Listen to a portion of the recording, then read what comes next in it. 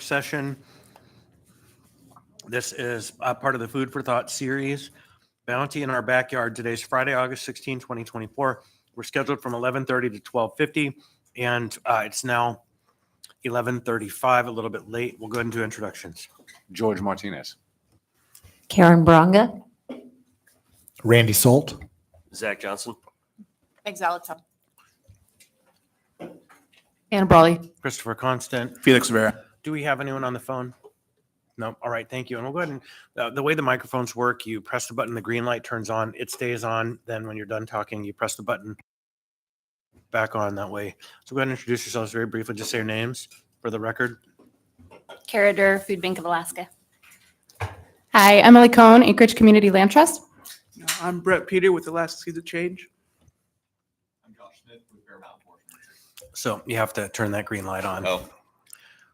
Oh, there it is. There you go. So Josh Smith with Bear Mountain Forest Nursery. Thank you very much. And so I want folks, if you haven't had a chance, go back and grab some lunch. Lunch was provided by, I don't have her name here. Rasha Abdulaziz. She is maybe the newest entrepreneur in Anchorage in terms of having her food handling ready to go. This is her first catering business opportunity, and we'll let you briefly talk about that. We'll maybe add a bonus minute when it comes to the Grow North Farm conversation. We decided for lunch we would want to stick with the theme, and many of the food items you're having here were grown in the farm, and it's kind of local and urban and awesome. And so with that, we're going to, I'll just briefly say, the sub-theme of these meetings for me is what's good, Anchorage. So often we hear on this body about all of the things that are going wrong. And I've made a dedicated effort, one meeting a month, to talk about the things that are going right in our community. And since August is harvest time in Alaska, we've chosen this month to focus on the good work in food security and local urban agriculture. And I've invited some folks who are doing work in our community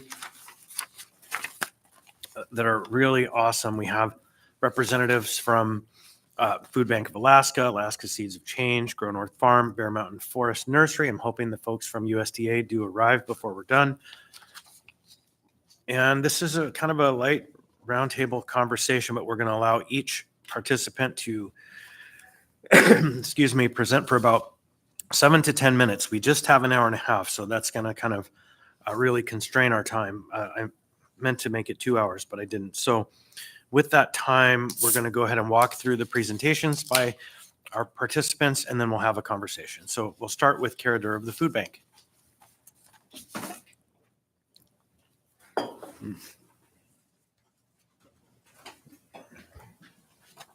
Okay, thank you. Thanks for inviting me and for hosting this. I'm Kara with the Food Bank of Alaska. I'm the CEO. I'm going to talk today just a little bit about the state of hunger in Alaska and Anchorage, and then just share more broadly about what we do at Food Bank. So hunger feels pretty high right now. All of our partners continually are reporting, record levels of need, record numbers of people visiting their pantry.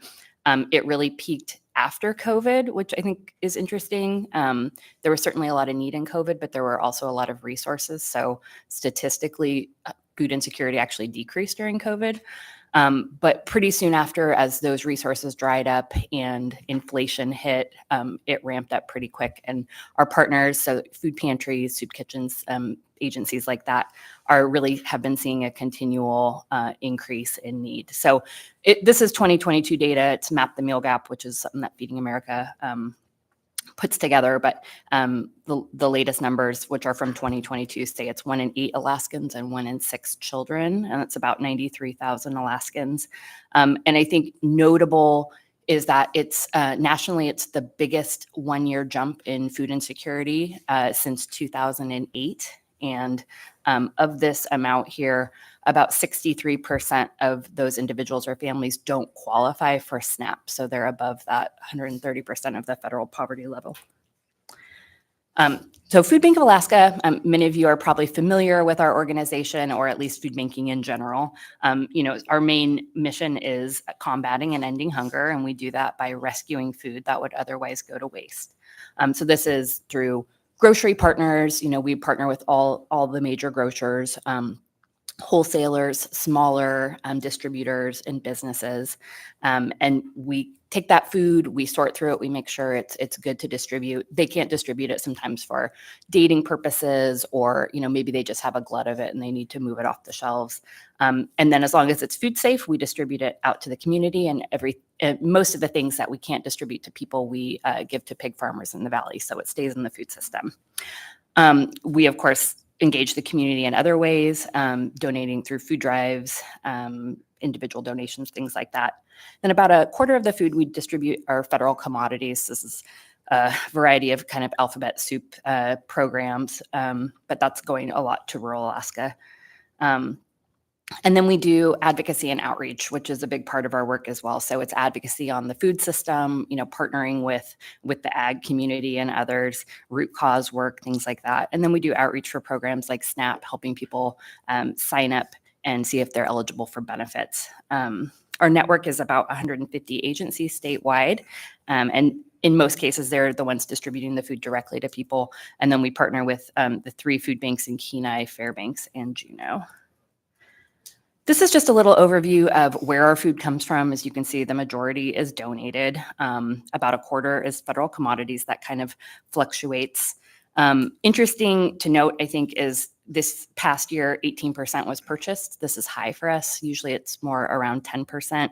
And it's because donations are low, the need is high. We are looking to supplement what we have on our shelves because our agency partners are coming in saying, this is all you have, and that doesn't feel good. We were lucky to get a grant from the state last year to do some bulk food purchasing, and that was really, really helpful. This is just a look at poundage. It's a good metric. It's not the only metric. Obviously, soda's heavy, lettuce is light, so this doesn't get at quality or anything. But I think interesting to note here, 2021, so kind of second part of the pandemic, we were a little over 11 million pounds. And then this last year, we were just over 7 million pounds. So that's a 4 million pound drop, which is pretty significant. And I think we're set to probably be around a little over 7 million again this year. Kara, Yes. Phyllis had a quick question. Yeah, can you go back to the last slide, please? Awesome. So, I didn't see it. So I see that Cars Safeway is on the list, which is great, of top food donors, but I don't see Freddy's. And so I'm wondering, this possible merger, has that calculated into how that might affect your top food donors? I don't think we've seen impact. I'm guessing if we built this list out and we added like the top 10, Freddy's is probably going to be number 6 or 7. It wasn't substantial, but for whatever reason, this list kind of fluctuates, and I don't necessarily pinpoint it to that, but I guess we'll stay tuned. Thanks. Yeah. Just highlighting a few of the federal food programs, since we're kind of focusing on ag today. I wanted to highlight TFAP, which is the Emergency Food Assistance Program. It's one of the programs that we administer largely to rural Alaska because it's one of the few federal programs that come with storage and shipping dollars. But this is a program where the government is buying up commodities to help stabilize prices, and then it's distributed through the food bank network. Alaska usually doesn't get to participate in this as producers, with the exception of fish, but there's some interesting conversations happening just around trying to open this up and make it more available to smaller producers or for food banks to purchase locally. We do the Commodity Supplemental Food Program, CSFP, which is our senior boxes. We do about 2,600 boxes a month, and that is a really fun volunteer activity if anybody's interested. And then we've got the summer food service for kids, helping close that summer meal gap. Really exciting this year. We are primarily serving rural Alaska through SFSP and letting others do the SFSP program locally. But typically we're doing about 40,000 meals a summer to rural Alaska. And we participated in a demonstration project this year called Meals to You, which is screening and gathering applications from eligible kids in specific rural districts. And then we're actually mailing boxes of food to them from the Lower 48 Direct. And this summer, we are set to do over 500,000 meals. So it's a huge, huge increase in what we're able to provide to rural Alaska. So that's been really cool. And then, Randy has a question for you. Can you provide some insight on that 185% of poverty level? Because it seems like if I'm at poverty level, I should get the assistance, but that seems ridiculously low. it's really low. And I don't know off the top of my head, like what that equate. Thank you. So 185% of the poverty level, thank you, ChatGPT, is 33,689 for one person, 45,000 or so for a two-person household. It's pretty low, and 185 is like school meals, and the cutoff for that. 130 is SNAP.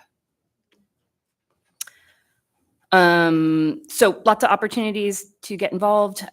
Of course, we've got lots of volunteer opportunities. You could host a food drive, donate, all the usual things. But I did want to highlight, since September is Hunger Action Month, we've got a couple things going. We've got Anchorage Restaurant Week, which is September 23rd to 28th. And we've got over 30 restaurants signed up, and it's a pretty easy way to give back. You just go eat at one of those restaurants and they're donating a portion of the proceeds to us. And then we've got our Business After Hours event, which is in partnership with the Chamber of Commerce on September 19th from 5 to 7. And that's an open house, so you can come see the food bank, learn more about what we do. And then we also honor our Hunger Action champions at that event. So that's all I got. I'll turn it over to the next person. Perfect. Thank you. So next on our list, we have Brett Peters from Seeds for Change, Alaska Behavioral Health. Welcome. I do got a couple of handouts. Seems like they're like every spot. We do have more printed in like the back of the room. Would you turn that microphone on? There you go. Yeah, so I'm Brett Peter. I'm here with Alaska Seeds to Change. It's a program under Alaska Behavioral Health, and I'm a shift lead at our greenhouse. And we're here about food security and urban agriculture. We really fit that. So we're going to talk about kind of what we do. We're a youth vocational training program. We hire people like ages 13 to 23 with some our apprentice partners like 9 Star or Cooking the Tribal Council. And people will be with us for like 3 to 6 months, depending on how well they do, depending on if they have the time. You know, a lot of our folk are in school. So we do have like a big apprentice number during the summer. Well, yeah, kind of just moving on. Our mission, Alaska Seed to Change, is a joyful and welcoming vocational program that supports young people ages 13 to 23 to build job skills, personal resiliency, while we're growing fresh produce all year round. And it's pretty nice. Kind of on our food security part, we grow food all year round. We have a hydro system, but we help our apprentices see that connection from food, from producing it to eating it to sending it out. You know, we have them seed like every Friday. We have them check on the germination rates, see if they're sprouted. They'll transplant it, and they'll harvest it. And it's nice to see that. And when we do harvest it, we send it out to a couple local vendors. We got like Blue Market Alaska, which is located in Midtown. We got Arctic Harvest Deliveries, which they have like a website where you can just like pick and choose. It's like a farm to food service, farm to table service, I mean. And we also do like Formaggio's, which is like a cheese shop, also in Midtown. We also sell the 907 bagels. But on the urban agriculture part, you know, we got a greenhouse. We provides us 8,000 square feet of growing space. And just outside, we got a couple of gardens that we started last year and this year, just over the summers. We made good work on that. And I guess I'll just kind of move on into that. Our outdoor space. We got this snack garden, which is like, we got a bunch of little snacks there. We got strawberries, currants, sorrel, cabbage, rhubarb, carrots. It's like a nice time to show our apprentices like how to grow stuff outside as well as inside, especially during the summer. And when we do field trips, we'll take our whoever's on the field trip to the snack garden as well, so they can see it, learn a bit about it, and enjoy some of the snacks there. Something we started just over the summer, we got the aromatherapy garden, which is just the middle picture. We're going to start a lasagna bed there. We just got some cardboard there. But some clinicians from Alaska Behavior Health are going to do groups there. It's going to be a very therapeutic garden. It has nice smells, some snacks, nice place to just hang out, talk, do whatever they would like there. And we also have this east bed, which we made good work this year with retaining walls. It's 20 feet wide, 80 feet long. Right now, we just got a bunch of cover crop on there, just to kind of help build up nutrients and such. We also got asparagus and a bit of trees there. But I think the future plan is just have larger producing outside crops. So we can also sell that during the summer as well. And we also have these raised beds that we set up this summer as well. We don't have concrete plans yet, but we might put some berries in some. I think that's all I really learned about that, but it kind of just shows what we can do in an urban area. This is just in Midtown. That whole area, there used to be a motel there, a house, I believe, but they got condemned, torn down. We bought the land, and we're kind of just showing our grant partners what you can do in just on any land. It's really nice.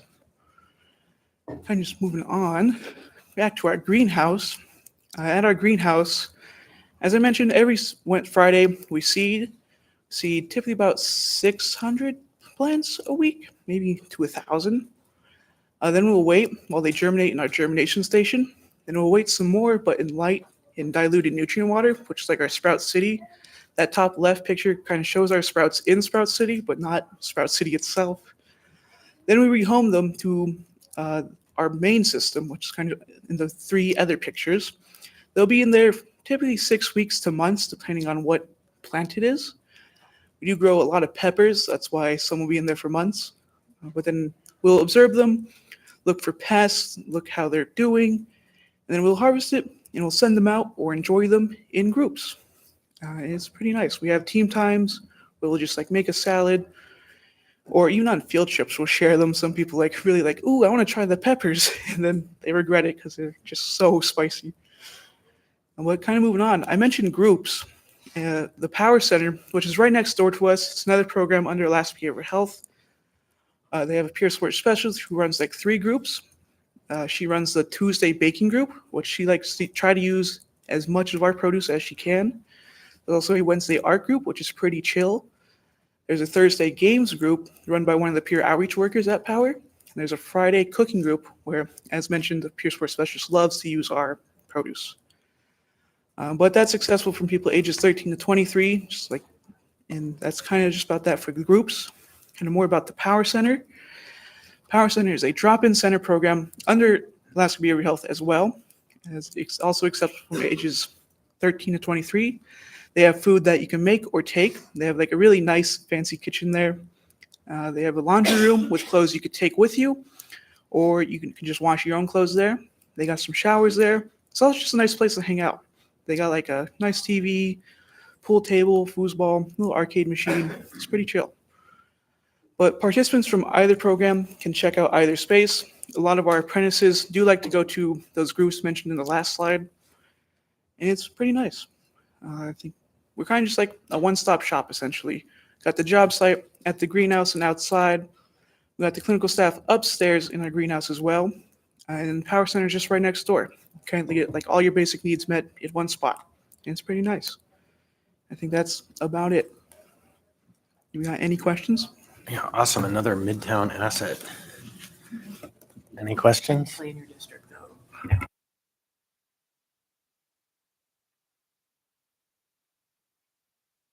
So, sore spots. Keep picking. You stole it, man. Mr. Salt, Randy. So if young adults want to get involved, how do they, not knowing anything, how do they get involved? How do they join?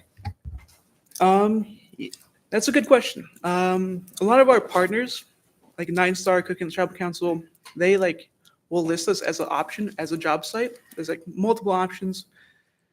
They'll say there's less city change, or there's these other jobs you can do, and then they'll pay them.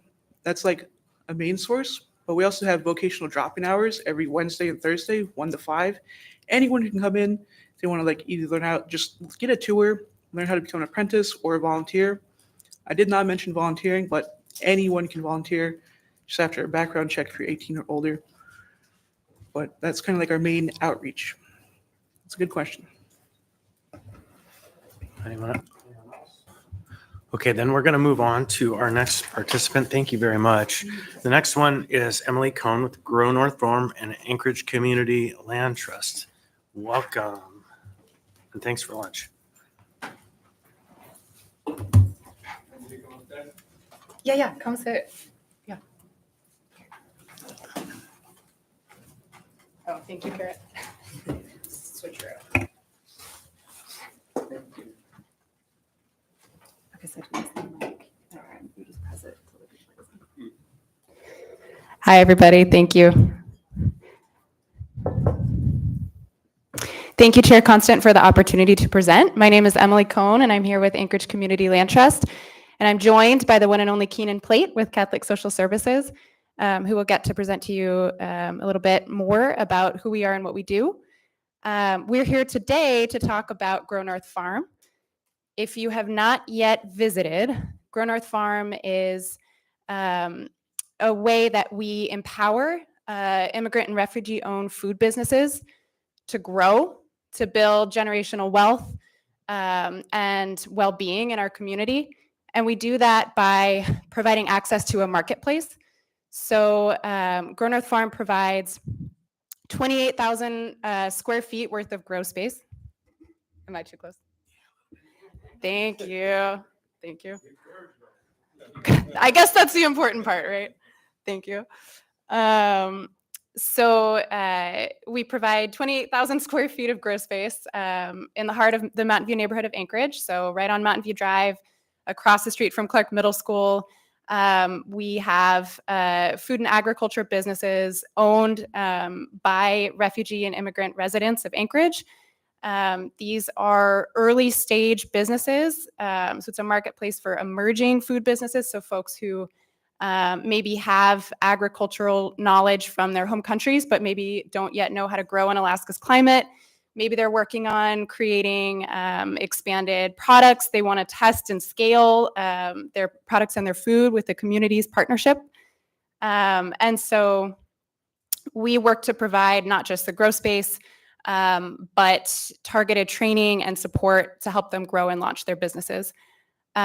We also provide space for the community to gather. So every Thursday from 4 to 7 p.m., we have our weekly farm stand where we sell, all of the participating farm businesses sell their produce directly on site where they grow it.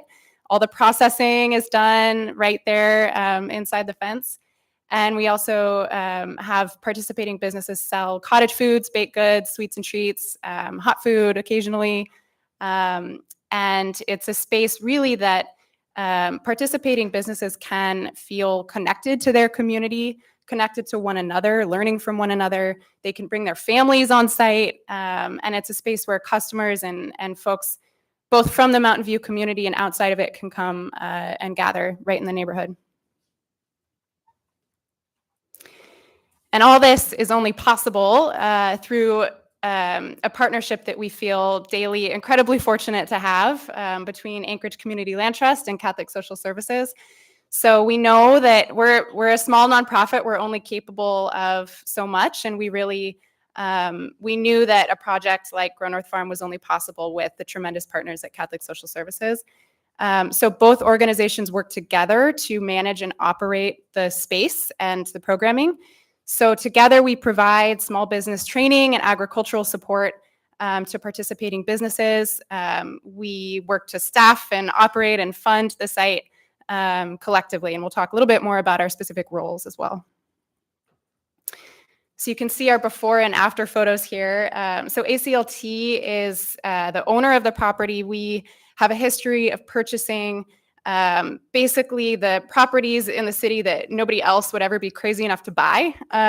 So we love to buy vacant, blighted properties in the heart of our commercial corridors and then redevelop them in partnership with the community. So this site is a great example of that.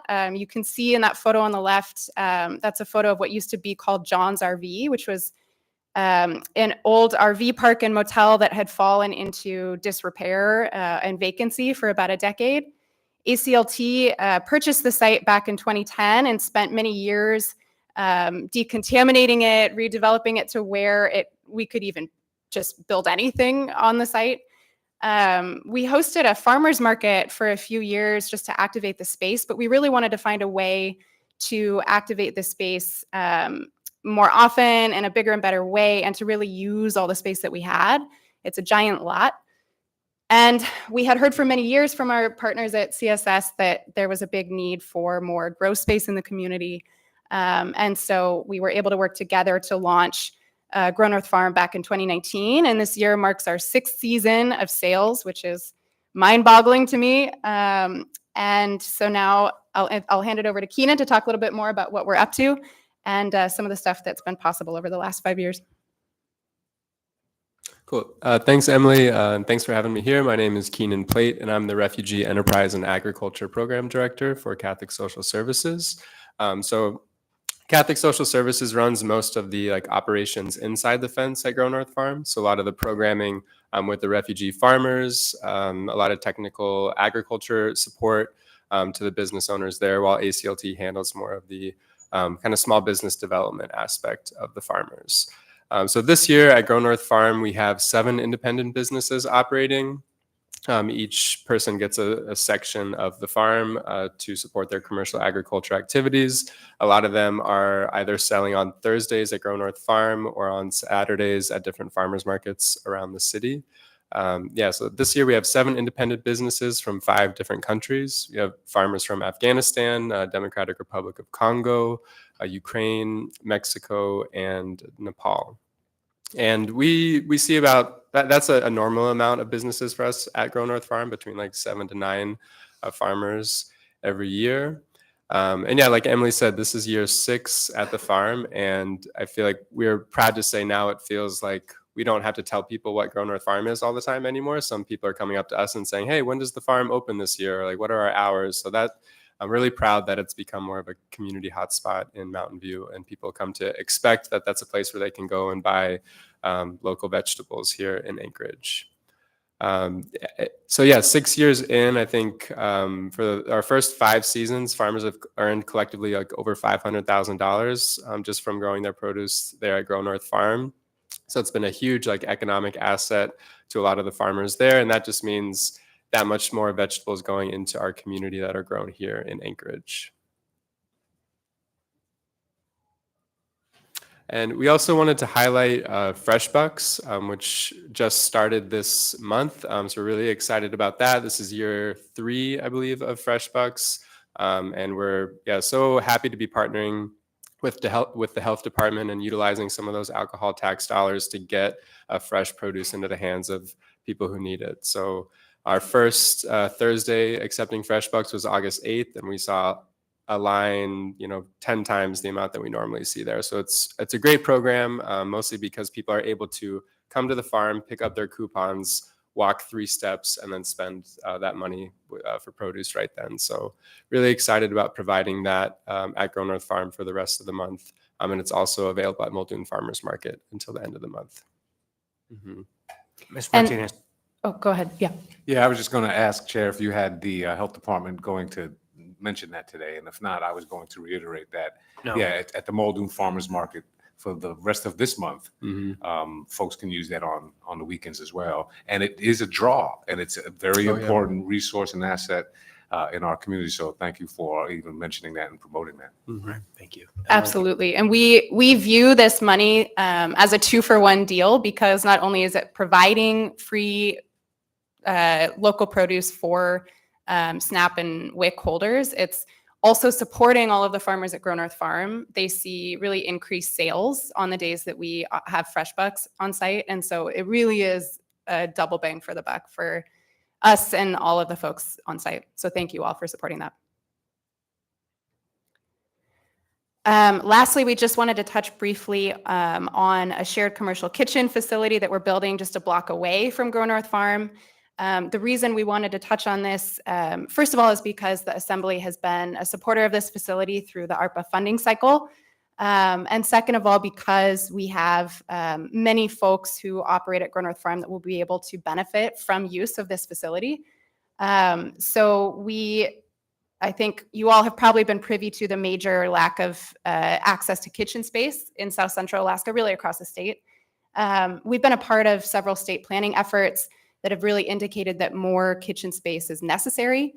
And so the model that we'll be launching provides access to 4 unique kitchen spaces rented by the hour, business assistance in food industry education, access to markets, retail customers, and a commitment to serving lower income entrepreneurs.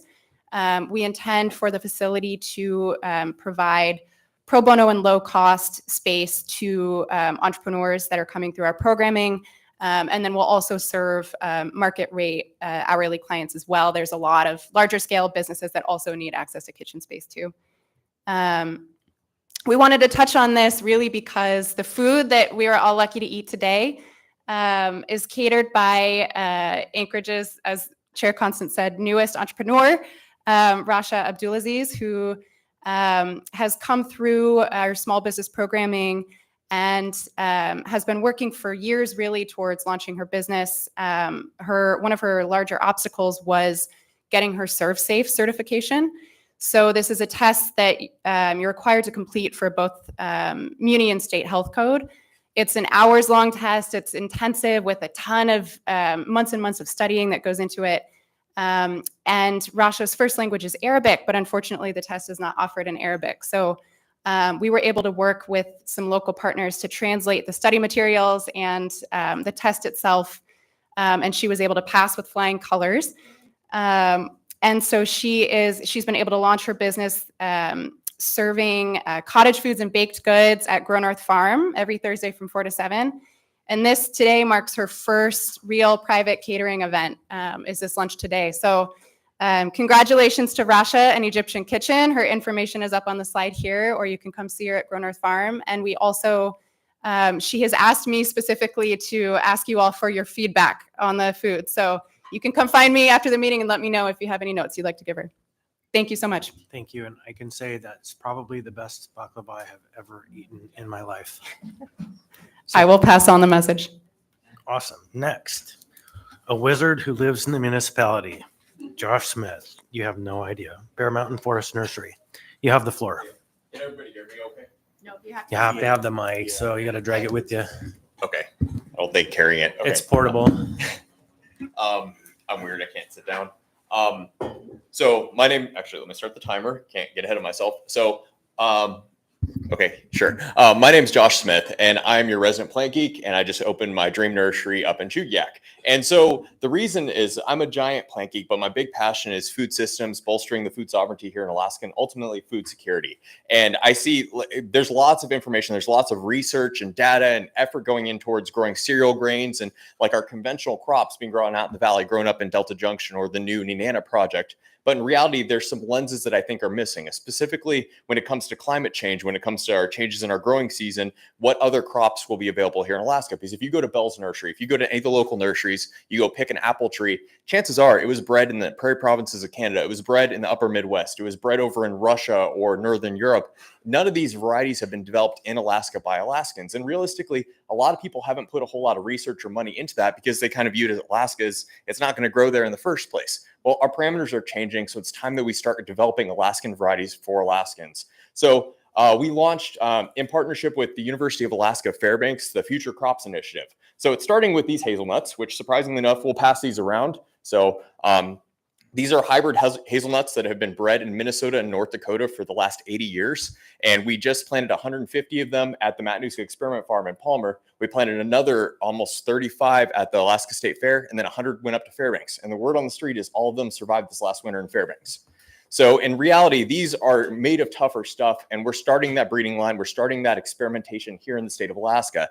And we're teaming up with the university, but it's not just the university. Kind of view this as a citizen science project, because the university, we know if funds dry up, that all that research goes out the window. And we don't like putting all our eggs in one basket. So we're teaming up with the Kids Cupboard. We're teaming up with the Alaska State Fair. We're teaming up with multiple native groups and village sites to experiment with this, because everybody's kind of vested in this, and that way we can kind of work together and develop new varieties for Alaska. So these hazelnuts are part of that, but we want to branch into other varieties of fruits and nuts. This being a hybrid butternut, which is a white walnut, which is overwintered 3 years in Chugiak. The reality is we're finding trees planted in people's yard where they're surviving and they're producing. So we're experimenting. And I do want to put out there that these varieties will not be invasive. They lack the invasive potential. So I'm not bringing choke cherries in, I promise. This one's actually really exciting because yes, we're developing apples and pears and plums and cherries for Alaska's conditions, but this one's unique right here. We just selected this variety of plum this year. This is called the Lanyap Gold Plum. It was a chance seedling planted in somebody's yard in Palmer. She bought the house in big, beautiful yellow plums, the most delicious ones you've ever eaten. They ripen mid-September every year. And she's like, wow, look at this amazing plum tree. So we decided, hey, let's cultivate it. Let's name it. She's from New Orleans, and a tradition down in New Orleans is the lanyap, which is you buy a dozen donuts, they give you a 13th as a courtesy for your business. So she bought the house, and the plum came as a courtesy. So she named it the Lanyap Gold Plum. And for perspective, this plum tree, we grafted 25 of them this year. This one's going down to Sand Point in the Aleutians to a school teacher who's going to plant it in her geodesic greenhouse. So the varieties we're finding and selecting in South Central Alaska, they're going well beyond. There's even demand for this one down in the lower 48.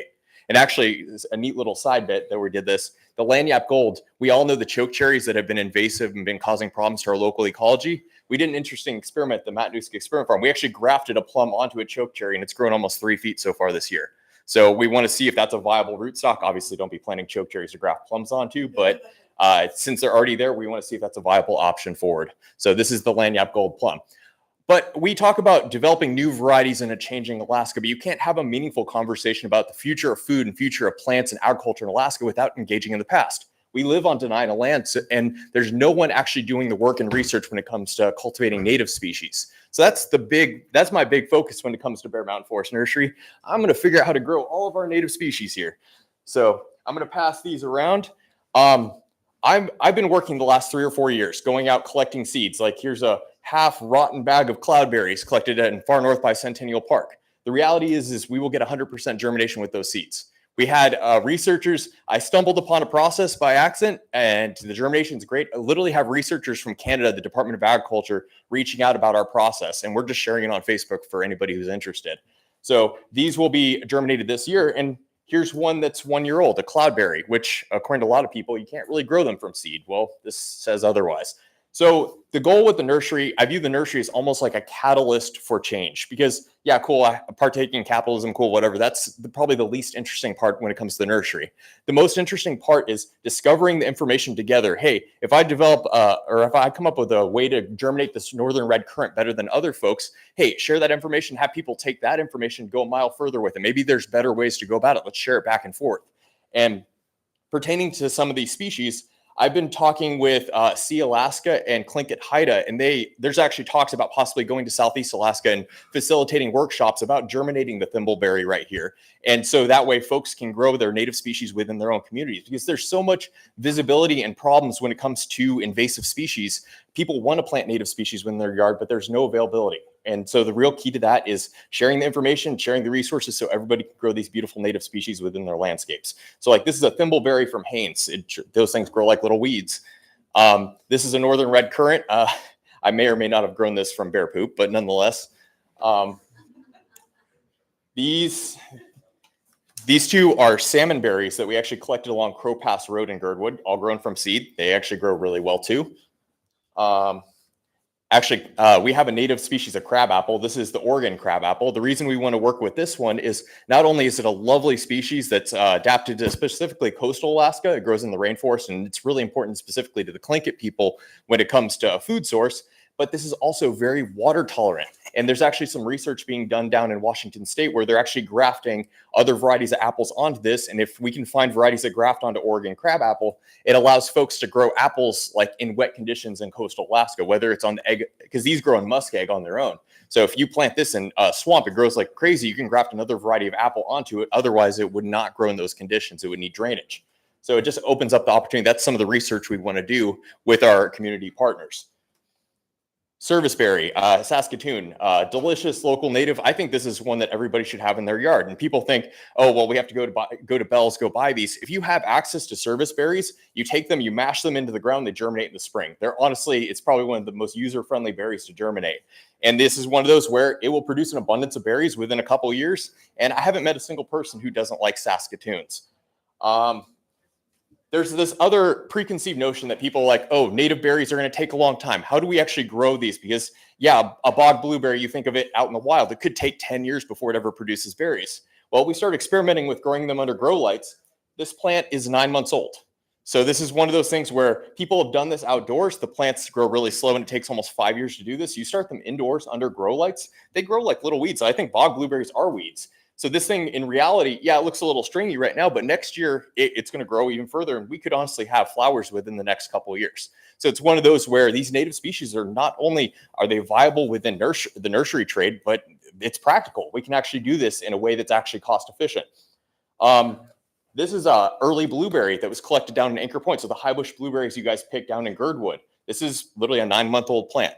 So it's one of those, they actually grow really well under cultivation. We're just kind of experimenting with that. And then people don't realize we have, I think, 3 species of native blueberries. This is the high alpine species that grows up high in hatchers. And realistically, me growing them at the nursery, it's probably the only source in North America of the species. So I'm pretty excited about that one. And then, of course, the low bush cranberries. So this is one of those where a lot of people, they replicate them or they propagate them via cuttings. Well, from seed, yeah, it's not obviously not the most vigorous, but it's very much viable. Because if you take a plant from a cutting and you just plant the cutting repeatedly, it's a clone of the same exact plant. And then if you run into, if it has some sort of susceptibility, whether it's a disease, a fungus, you could zap your whole crop. But you plant seedlings, you have seedling variability. And so you could have variance and you could have tolerance among the seedlings. So it allows you to diversify your genetics. And that's going to be really important moving forward. But with that, like you see with these collections right here, these are my various berries. I've literally the last 3 weeks, every day after work, I'm going out exploring. iNaturalist is my best friend. I go on iNaturalist. Hey, there's a sighting of Ribes triste up in Ucluna. I go up there and I'm searching the woods for that berry species. And so like these actually, this is Ribes hudsonianum, also known as your northern black currant. I was looking everywhere for this one. I just so happened to stumble upon a patch up at Ucluna and it was just plants were just covered in berries. So with these, this is going to be an awesome opportunity because there are no nurseries that make this plant available. But for me, I literally take these berries, I mash them into a garden bed, they germinate next spring. A lot of these have adapted to this climate. Their yeast are basically falling off the plant and germinating wherever they fall, or an animal eats them and disperses them, they germinate. So in reality, a lot of people just haven't experimented with that. So when it comes to the nursery, I'm trying to grow all these things, make them available, but also anybody who's even remotely interested, I want to share that information because in the end, we can't have too many native plants. So with that, any questions? Anna. Oh, it actually came in under too. Sweet.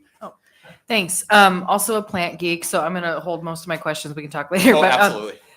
But I'm curious, and I appreciate your work on native species and really looking at cultivating more plants. I know there used to be more wild plants that humans ate, dandelions, broadleaf plantain. So there's an interesting we've moved away from that idea. Anyway, my question is, I'm curious if you have ever explored, I've heard from other folks around things like perennial vegetables or kind of that whole heirloom vegetable space. I don't know if you're doing anything there or if there's any up in Alaska that we would be looking at cultivating. Absolutely. So there are some species that I've been experimenting with. Like one would be Turkish rocket, which could be used as like a perennial broccoli.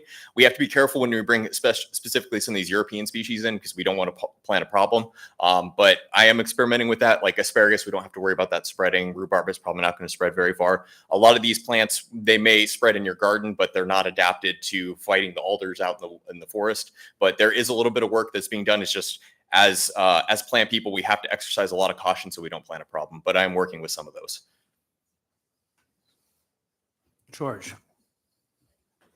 Well, Chair, I wanted to thank you first. Earlier work session, you had self-proclaimed tax nerds here, and now we have food and growing nerds. I think that's pretty awesome. I'm a grower myself to some extent.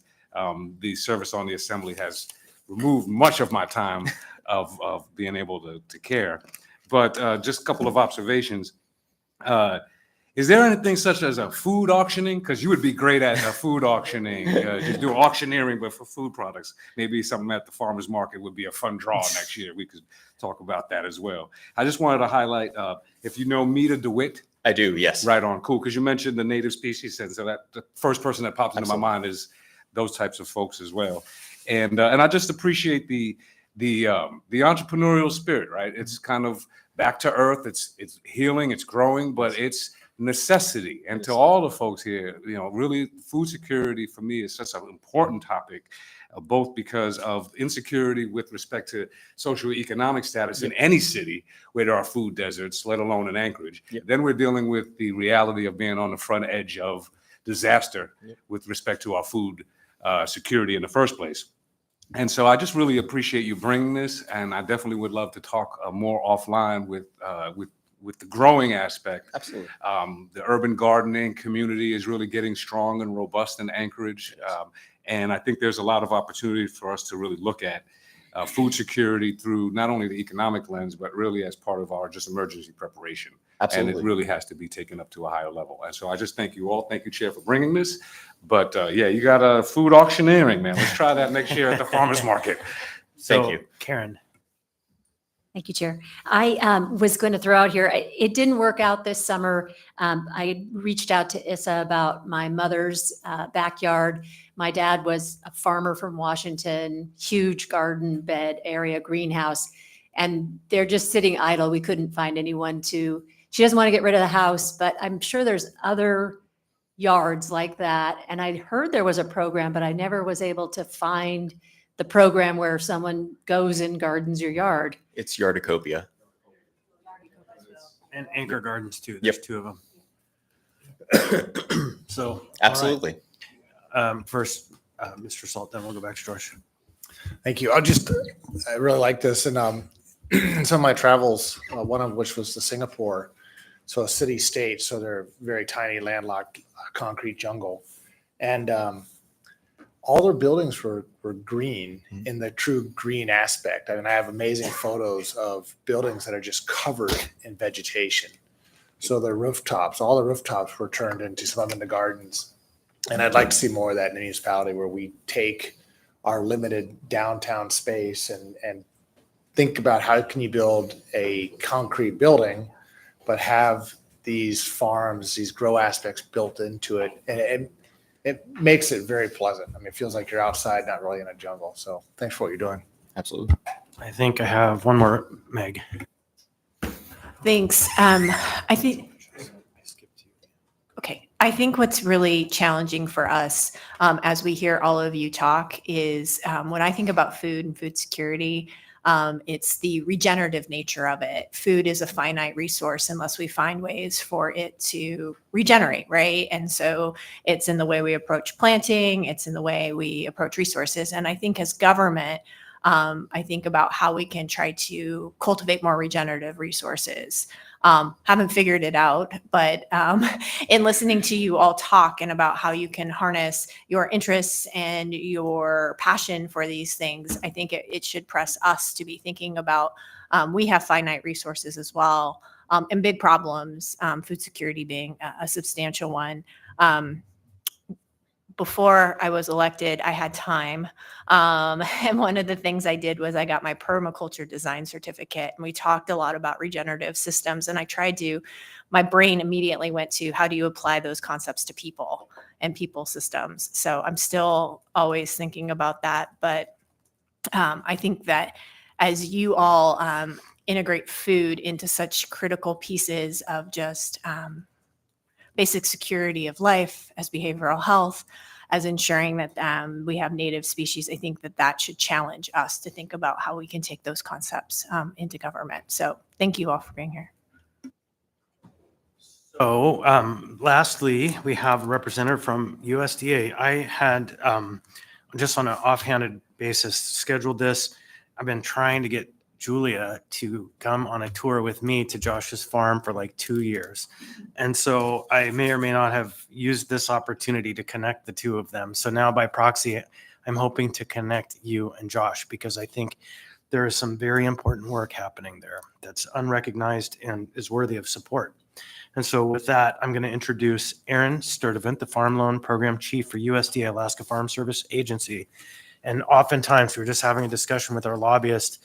Alaska gets left out of the loop in the context of agriculture and in the context of programs that are developed that support programs outside of the state, because it's just so different here. It doesn't fit. And then Anchorage, of course, is in the donut hole because we are not rural, and most of the work USDA does in Alaska is rural in nature. And so I'm hoping to light a little bit of a fire, and I'm going to continue to work to get Julia to come with me on a tour. And maybe now you can let her know that it might be worth the time if you're inspired. So Aaron, welcome. You have the floor. You'll be our closeout speaker. We might go a couple minutes long. Okay, thank you very much. Thank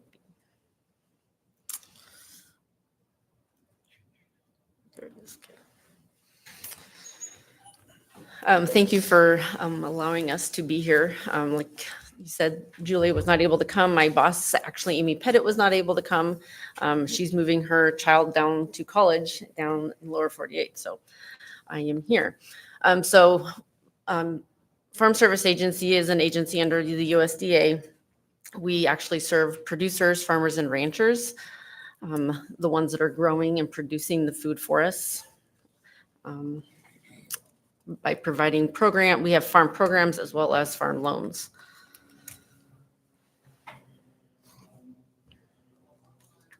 So just a brief overview of our farm loans. We have ownership loans, we have operating loans, micro loans, and loan guarantees.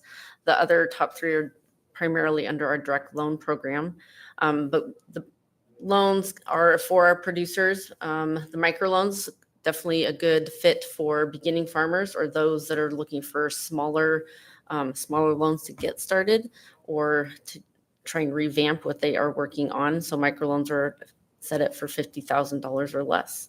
Our farm programs, we have disaster assistance, safety net programs, conservation programs, and risk management programs.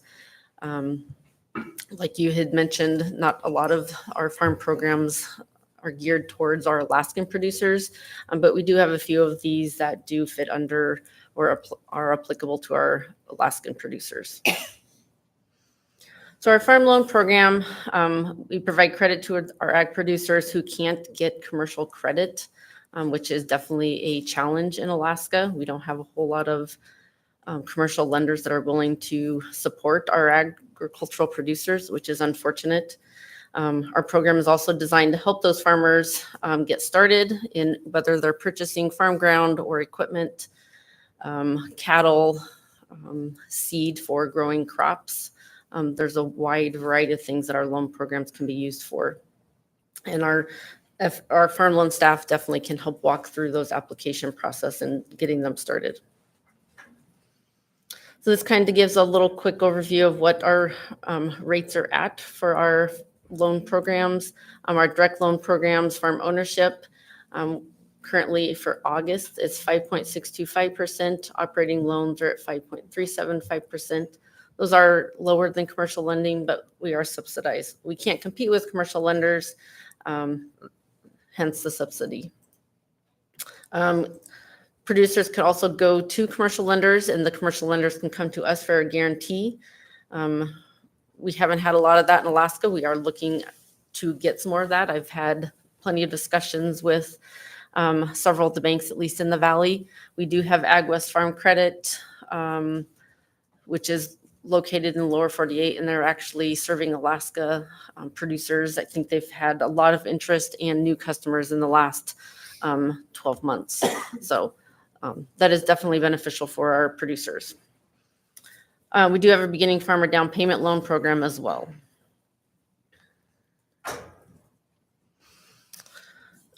Direct loans, operating loans can go up to $400,000. Ownership, farm ownership, purchasing real estate or doing improvements on their farm up to $600,000. And our microloan program at the $50,000.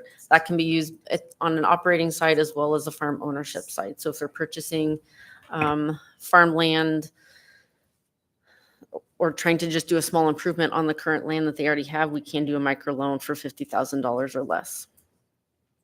The guaranteed loan, which is coming from our commercial lenders, it does go up to just over $2 million. that one does change on an annual basis. We also have a down payment program, which Ag West Farm Credit and a couple of other lenders we've actually worked on doing.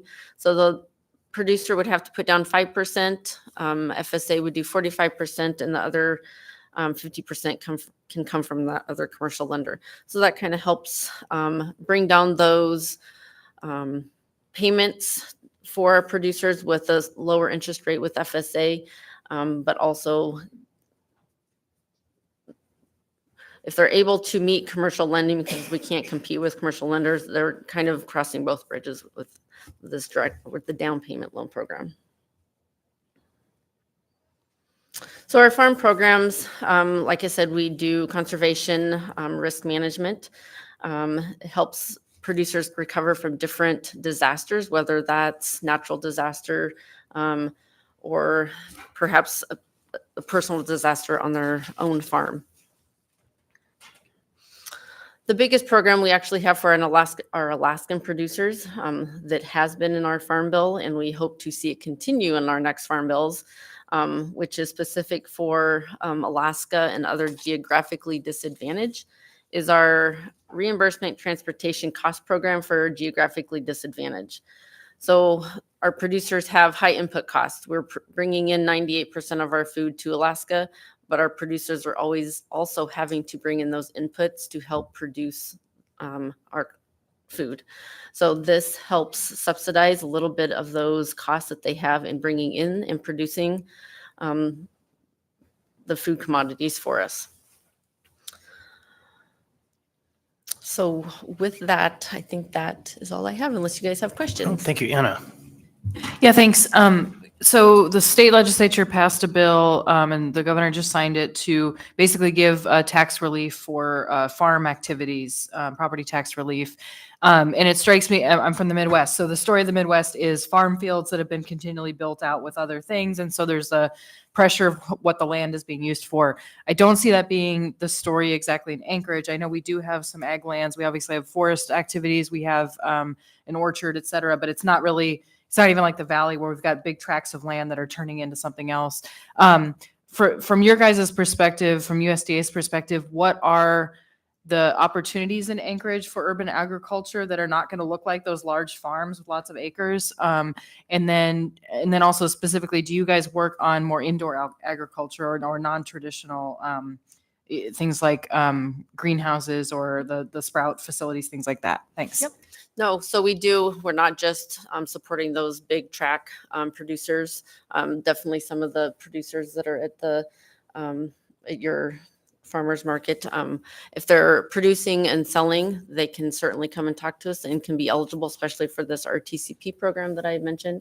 Actually, I think my boss, Amy, had visited them within the last, or maybe about a year ago. So those are all definitely good options. We definitely like to support producers. We actually have started with a micro loan for a producer actually in Anchorage. He grows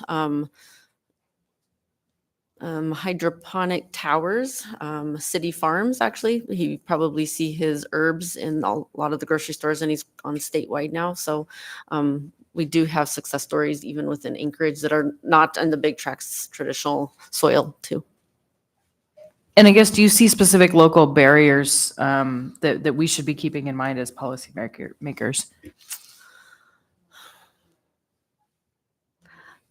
That would probably be a better question for my boss, Amy, but it's definitely them trying to, access to capital. Infrastructure, that's definitely a barrier for all producers, whether it's on small tracts in Anchorage or large tracts. And funding, I would say those are definitely the two big barriers for our producers. Mm-hmm. We are coming to the conclusion of our time today for this What's Good Anchorage discussion on our food for thought on food security. I am really grateful to you all for coming. This is the first assembly meeting I've been in where members get to just touch grass, which is when we spend our time doing what we do, it's probably a good thing. And I'm really grateful for all of you. I've had interactions with all of you in your operations, maybe not individually, but I buy basil from the Seeds for Change program and often at the farmers market at Grow North. In fact, I helped in the transaction of securing that land so many years ago in 2006. My sister's involved heavily with the food bank from out of state. And Josh, of course, just love your work. And so I'm grateful that you all were able to make it here. I hope this was of value to the members. And let's think about what we can do to spark more urban agriculture and support it in our city. With that, we'll be adjourned and come back in approximately 10 minutes. Some members will be leaving.